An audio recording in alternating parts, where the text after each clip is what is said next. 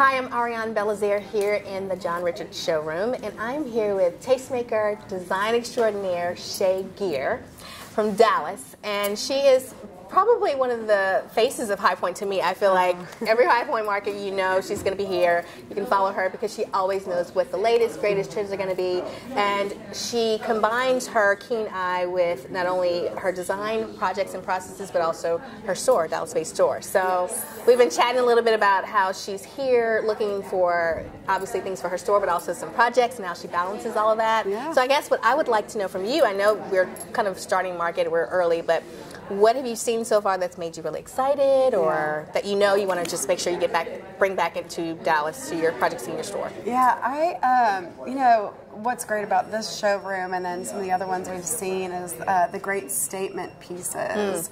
I think that we look for unique pieces. It seems like something you don't see everywhere. And I think we've seen, like today, as we walk through John Richard, I love the hardware they use on their case goods and the finishes.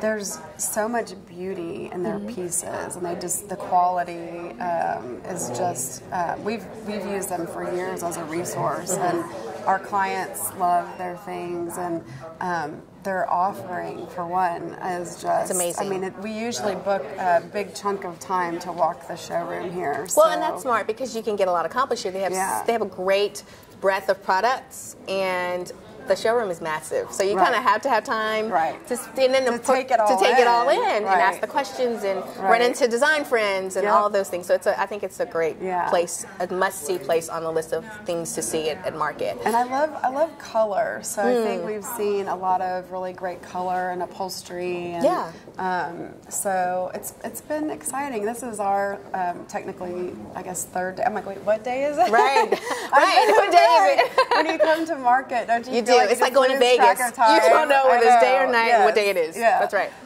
So this is, I guess, our third day into it. So, which, you know, we kind of try to go and make the most of our time. So, yeah. Well, so tell me about your design style and, you know, how you bring that style into your spaces, into the products you choose for your showroom. Tell me a little bit more about that. Well, my personal style, I love color. I hate to be pinpointed to one aesthetic. The way I design for my clients. That's so my projects will range from very traditional all the way up to more soft contemporary and transitional. So I love doing that because I have such an appreciation for the home furnishings industry, and I love seeing, you know, the more modern pieces or, you know, neoclassical pieces. And so I love the very layered look of a well-designed home that sort of tells a story, and you know, filling it with things that your clients love. And so but to be pinpointed just to one aesthetic, it is hard. So but I would say that if there was anything that I would be known for, it would be color. Good. And so I'm always drawn to that. I like interiors that make you feel happy. Yeah. You know, life is short. And That's I think that for my clients, I want to create this sort of haven. They come home. The world is a crazy place. That's right. And your home should be your haven. And so it should make you feel good. Yes. And it should be a backdrop for these wonderful memories that you create with your family over the years. And so that's really my approach to design. I mean, if you want to call that a style, I guess you say it's happy, right? It's happy, it's colorful, it's bright, it's bold. And colorful, but I think it's so funny, we had another interview, and two of the designers said basically the same thing about your home being your haven and where you should want to be more than any place in the world. And I think as designers, that's kind of the job, is to find out what makes that client happy and bring that to their space in a way that they never could have imagined, but it's so them, it's so uniquely them. So I think that's really smart to not have one, okay, this is my thing that I do every time. Because your clients get a better design in that sense. And then you get to use so many more resources when you come to market. That's true. Because you're not just here, to one you're getting to style. see everything that's available and how you can bring it in. And that's really, I'm sorry to interrupt No, that's you. good. I was going to say that's really, you know, how we buy for our store too. We have a 40,000 square foot store just outside of Dallas, and we have 35 designers on staff. So obviously you're going to get a wide range of tastes and aesthetics and what their talents and expertise that they bring to the table. So we really try to have a nice variety that our clients can shop with and our designers can pull from. So it's great for us to come to market. We come twice a year to High Point, and we also do markets all over the world.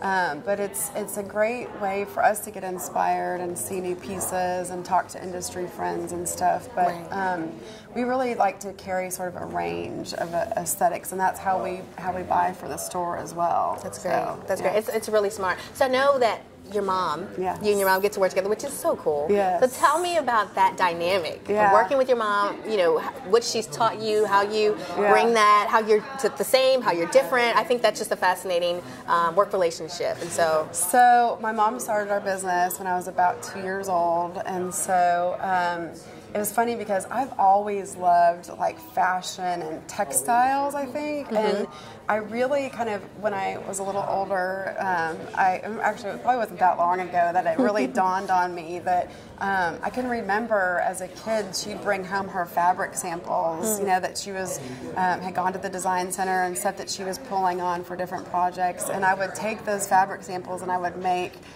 clothes for my dolls, and I would make like matching bedding for like all my Barbies and Cabbage Patch dolls, and so I had this appreciation as a young kid, but I didn't know at the time.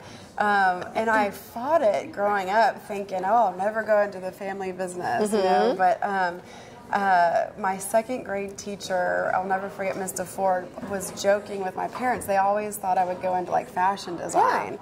And I think so you'll see a lot of, you know, fashion references. To me, I love like designer details, things that make a room or an element that makes a piece of furniture special. Right.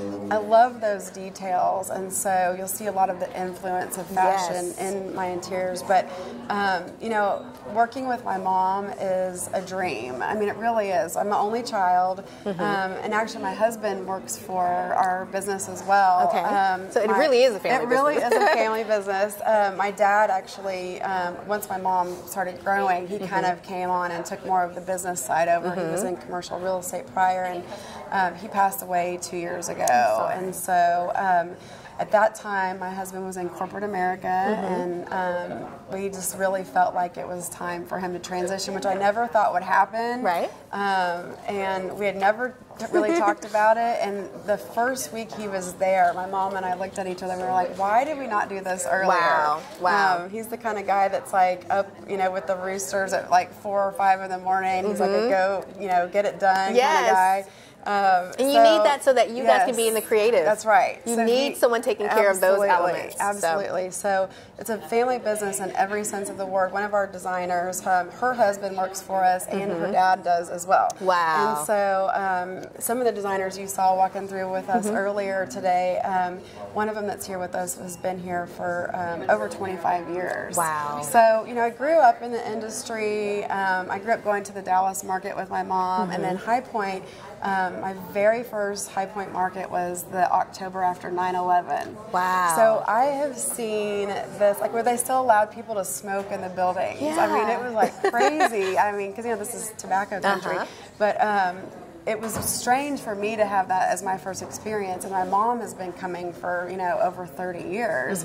So for her to see after 9/11, and then also see everything turn around, and like we're just on this great sort of upswing, and the industry's booming, and our area is really thriving, and so it's exciting to see new product and the creativity and you have that historical perspective because you've grown up in it, your mom has seen it, and you see color coming back, which is so exciting. It is so exciting. So for you, it's all good. Yes, it is all good things. All good things. So to see the growth from my first market until now, and then not only that, but to get to come to market with my mom. Right.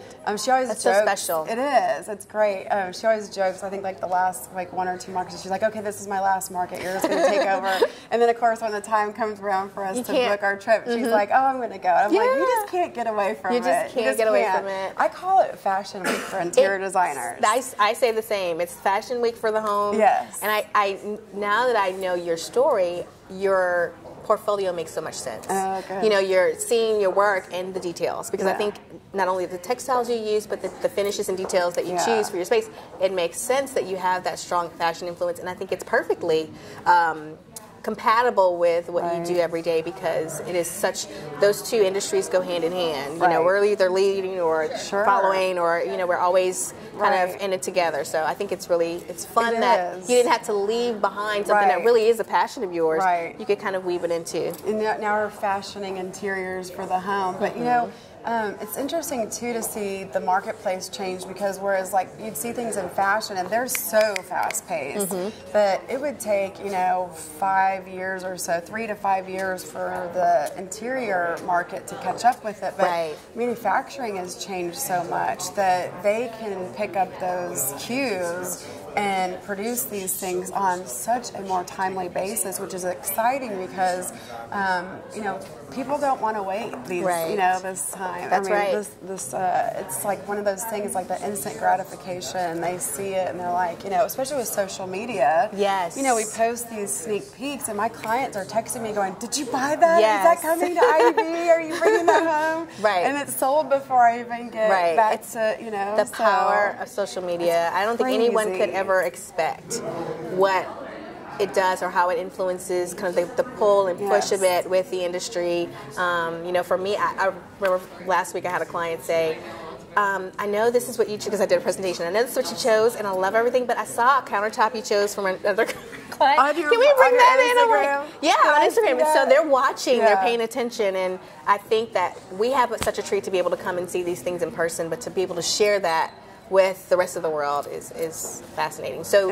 you talked about instant gratification and how things quickly turn around. I guess my last question for you would be, I know trends is kind of a little dirty word, right? But do you see any common thread, any themes? How about let's say that?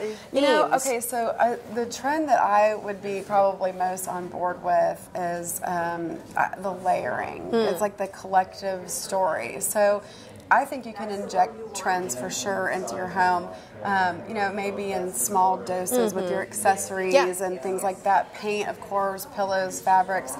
But one thing I like for especially like case goods is like the mixed metals, because I think that for a while, in the 80s, you had like the polished brass, and then it segued, people wanted the more modern feel, so it was chrome for so long. And then we had the rose gold, which, people have tried to sort of apply that to the interiors, but it has never translated quite perfectly. And I think some men are, put off by it because it's pink. Right.